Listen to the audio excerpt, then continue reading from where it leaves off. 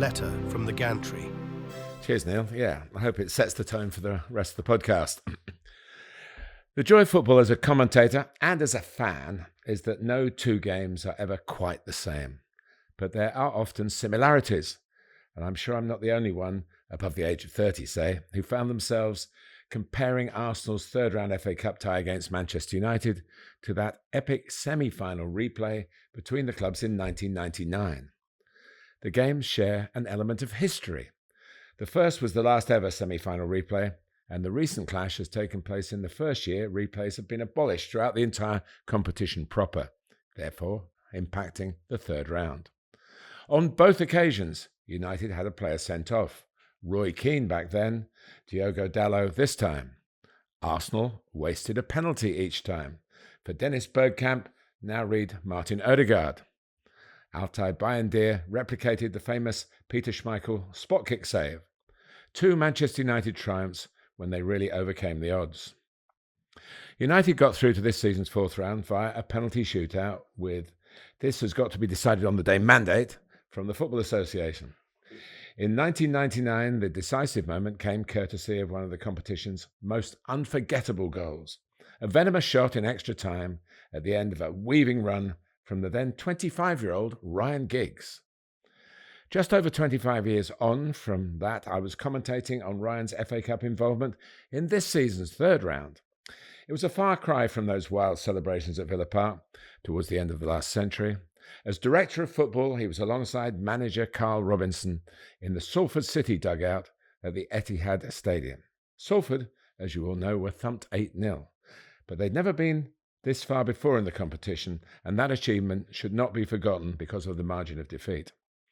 It's around a decade since the club was taken over by the group known as United's Class of '92, and facing Manchester City in a competitive match for the very first time was another step towards the ambitions of the League Two club from just across town.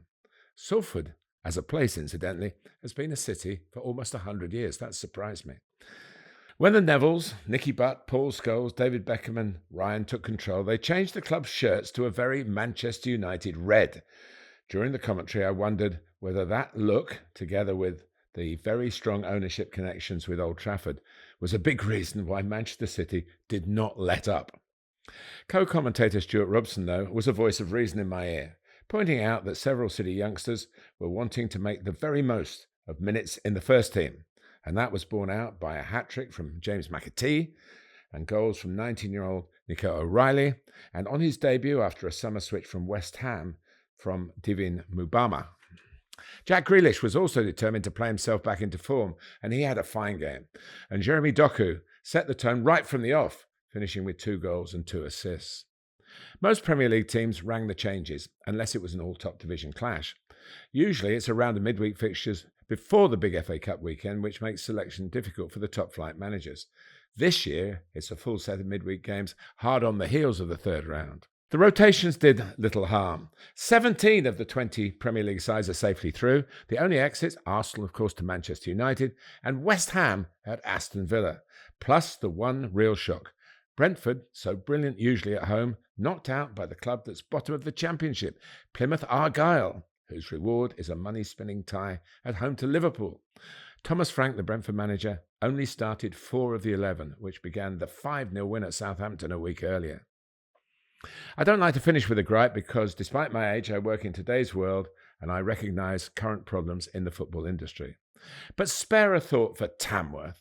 0-0 after 90 minutes at home to Tottenham. In any previous season, that would have earned the bounty and the blessing of a replay in North London.